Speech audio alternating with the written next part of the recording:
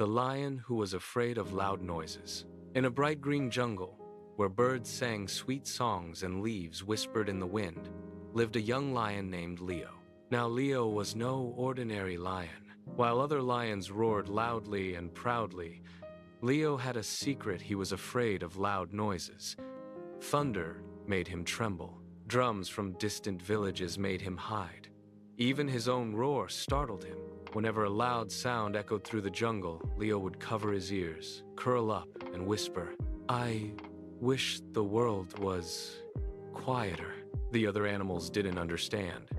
"Why are you scared?" asked a playful monkey.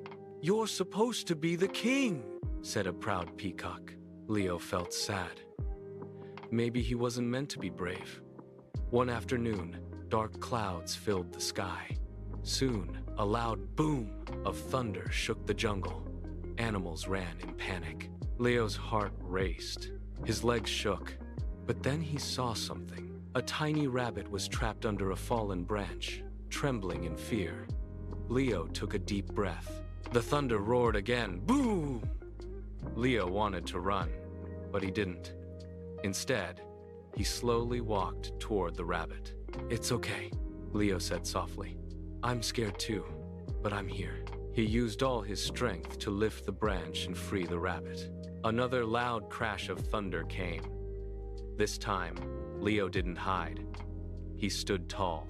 The storm passed, and the sun returned. The animals gathered around Leo. "You were so brave," they cheered. Leo smiled shyly. "I was still scared," he said, "but I didn't let it stop me." From that day on, Leo still didn't like loud noises. But he learned something important. Being brave doesn't mean you're not afraid. It means you do the right thing, even when you are.